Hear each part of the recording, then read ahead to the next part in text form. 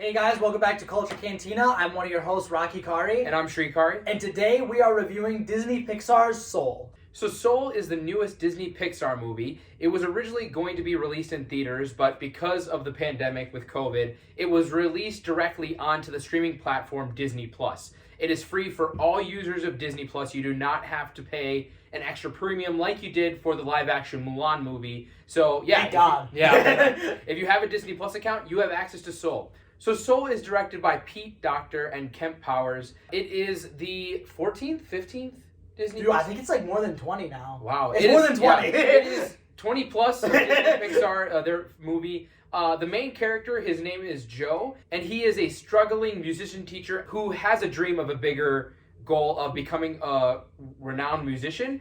And we kind of see his soul kind of leave his body out of an event, and we kind of get to see this story of soul and kind of a bigger picture of what souls are and how they kind of work and what it's all about. So we saw the first teaser trailer for this movie back in like January, February of this year, and it was super weird. We had no idea like what the heck was going on. But I was very excited because it gave me a lot of Inside Out vibes, like you had said. Absolutely. And so I was really looking forward to this movie. And overall, I really liked it. I think the main character of Joe is very interesting. I think he was a very good lead. I love the world that they made of the souls and everything like that. Don't want to go too much into the specifics because most of the fun is learning about how it works and everything. I also really like the relationship between him, Joe, and one of the other main characters whose name is 22.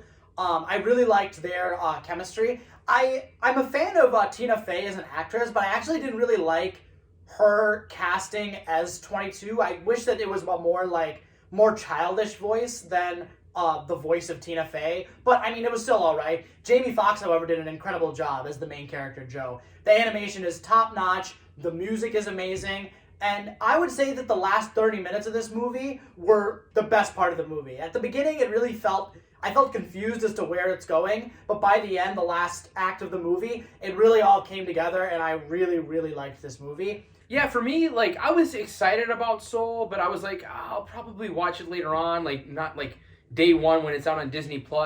But then, like, I started to hear a lot of people talk about this movie. Like, friends would text me and be like, hey, have you seen Soul yet? Or, like, what are your thoughts on Soul? And I'm like, I'm seeing people share, and I'm like, wow, like, a lot of people are talking about this movie, like, maybe we should review it. Yeah. Maybe we weren't planning on reviewing it. But yeah, so yeah, we got together with our family and watched it, and I really, really liked this movie. It was just an amazing film. It was very heartfelt, very emotional. First off, Jamie Foxx as Joe, I think he absolutely kills it in this movie. You really just see the emotion behind the character, behind the animation, and I just think he did a great job. I do agree with you that Tina Fey as 22, kind of not the perfect fit, but I think she did fine. Yeah. I definitely think that the chemistry between them was phenomenal. You definitely saw that there was a connection and a growing character development as the story unfolded. I agree that it was very interesting and very fun to learn about how the soul world worked and how the mechanics of it worked and what it meant. And I thought it was actually really funny. I found myself laughing a lot of times and just smiling a lot. And I didn't feel, you might think like maybe it's shoehorned in, but I thought the comedy fit very well. It made sense, and I was laughing a lot in this movie. And I think the biggest reason why I love this film is that it just had a great message. Again, we can go into it in the spoiler portion of our review, but it just has a great message about life, what life means, what your spark is, what your purpose is.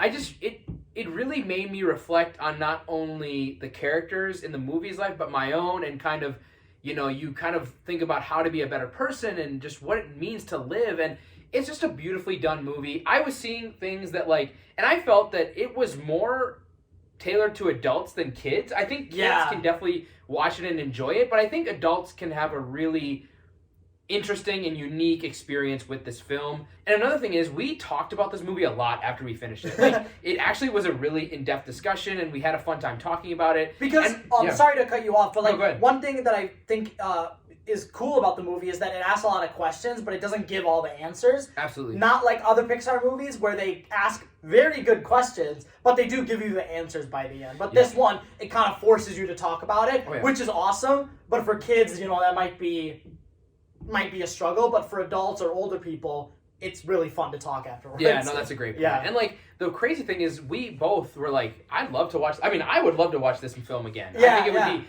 interesting to kind of watch it from knowing what happens and kind of think about it from a different perspective. And I would love to watch this film again. So, I mean, overall, I loved Soul. I think it was a heartfelt, beautiful, emotional movie. Great characters, great story. Yeah, no, I think Disney Pixar, once again, they just absolutely killed it. Phenomenal movie in Disney Pixar's Soul. So for Soul, I'm going to give this movie an 8.5 out of 10. I think it's amazing. I think it's very well done. I think it's beautiful. I don't know if it's like as good as some of the other really, really good Pixar's movies that I would put a 9 at, but I think it definitely warrants bigger than an 8. And I would recommend anyone who has a Disney Plus account definitely check out this movie because it is very beautiful and I think it's worth the watch. So 8.5 out of 10. So for me, I'm going to give it an 8. The reason I'm not going to go higher is because, like you said, I agree with everything about how it's a very beautiful movie, love the message, characters are great, all of that is like top notch. The problem I have with it is that it seems more tailored for an older audience than kids, not saying there's like gore and stuff like that, but in terms of like what the topics that it's tackling. So that's one problem I had. And the second problem I had is that there's a moment, and I'll say this in the spoiler part, where the movie kind of shifts in terms of where you think it's going to go. And that part I was just really weirded out by. I was like, where is this going? By the end it came through, and that's why I agree with you where I do want to watch it a second time, because I feel like watching it a second time, knowing where everything leads, I would appreciate it more. But for now, watching it for the first time, I'm going to give it an 8 out of 10. I think it's great, but that may change. So yeah, I feel like a week from now, I'm really curious because we just watched it yesterday. I'd be curious to, like, in a week from now, if I'm still thinking about this movie, which I am thinking I will. I'm still probably on the 8.5, but I mean, easily over an 8. I mean, I think it's definitely, if you have a Disney Plus account, check. Yeah, no, for sure. Yeah. Like, this is a movie you definitely don't want to skip, for sure. Absolutely. Yeah. So now we're just going to briefly talk about some spoiler stuff we want to talk about. It's not going to be in-depth to say, like, Mandalorian or something, but just some stuff we did want to talk about. So if you have not seen the movie yet, step away and come back after you've seen it. So the first thing I wanted to talk about is once they go back to Earth and you have Joe in the body of the cat and 22 in the body of Joe. It's interesting, and I get that the point of it is so that 22 finally gets a moment on Earth and gets to walk in his shoes literally. But when it happened, I was like, this is so weird. I thought that it was going to be like Inside Out, where 90% of the movie takes place in the world of like the soul world or whatever, which I really liked, and I thought it was cool. All the effects and the lighting and everything was very interesting. So I was just really weirded out that it was going in that direction. By the end, it did come together, but it was kind of weird when I first started. Yeah, no, I would be lying if I didn't say that moment also did not impact me. Like, I definitely was like, I thought we were going to be in the soul world for the rest of the movie pretty much, and maybe at the end we'll go back to Earth. Yeah. But yeah, they both showed up, and I was like, whoa, where does this go? But I actually read this a little bit later, and I don't know if you read this, but apparently 22 was supposed to be the main character, and Joe was not supposed to be in it. And they added Joe and then made him the main character because they wanted to show what it means to live on Earth and kind of why it's meaningful for them to live on Earth. After I read that, and as the movie kind of developed after that point, I kind of got the reason why they went back to Earth, because it shows you the beauty of life and the beauty of conversation, of just natural things like a leaf falling down, music. I think it was very purposeful of them to go back to Earth. And I do agree with you, at the moment it kind of threw me off, but I think it had purpose, and I think it executed very well. And that agrees with your point that watching it a second time would be better. Yeah, absolutely. Knowing that. But that's very interesting, and I definitely agree that like you needed that in the movie to get to 22's like resolution of wanting to finally have a life on Earth. Yeah. And I want to talk about the segment towards the end with like barely any words, where he plays the piano and it shows all the segments from the movie and Joe's life. That was like just perfect. I love that segment so much, and it really brought the movie together for me. Absolutely, yeah. I mean, I feel you can't have you can't talk about this movie without a discussion on what is the meaning of life. And I think that it was so interesting that like the whole goal of the movie was, what is 22's spark? What gets her going? And I think that it was beautiful how they said that your spark is not your purpose.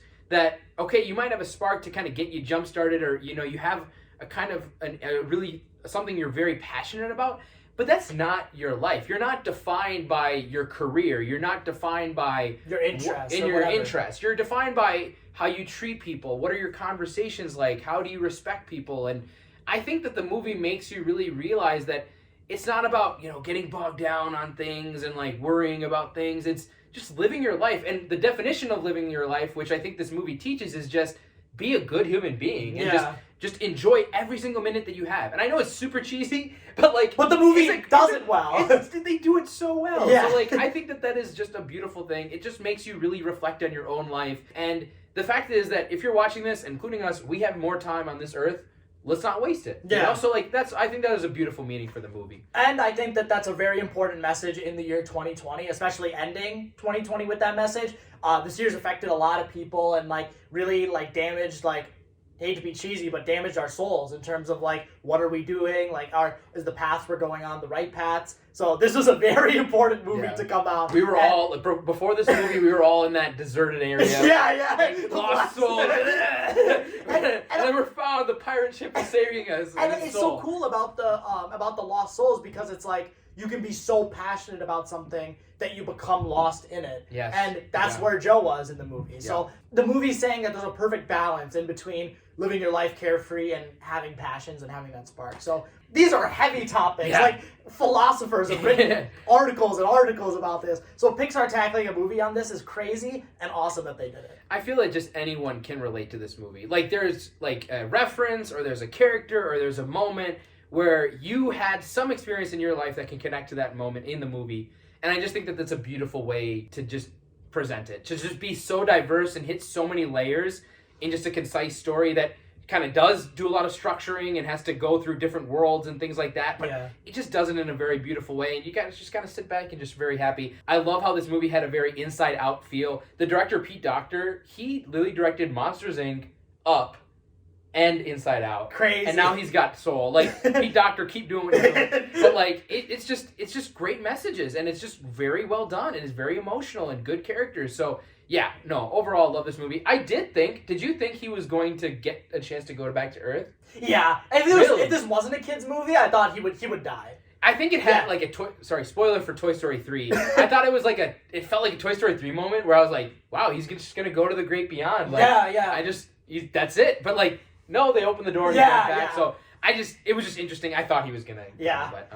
Speaking about that though, I'm very interested to see what kids of this generation are gonna think of Soul 20 years from now. Are they gonna look back and be like, oh my god, yeah, I love that movie as a kid, and now rewatching it has so much rewatchable value and it holds up even more today? Or is it gonna be that one weird movie that I watched when I was a kid and I don't really care about anymore? Yeah. I don't know. I would think that you would, as you would grow up, and you'd be like, wow. It'd be the former, I don't know. So, it'll be interesting to see. Yeah. Mm-hmm. For sure. Yeah. Thank you guys so much for watching. It has been a very odd year, but we are very excited for 2021 and all of the new content that Netflix, Disney Plus, Amazon, and hopefully theaters coming back. We're praying for theaters to come back. AMC, Marcus. Woo! We're all we're cheering for you. We're really hoping we get back to more theaters in 2021. But we will see you guys next year. Please like and subscribe for more content, and we will see you guys very soon. Thanks. Take care. Take care, everyone. Bye.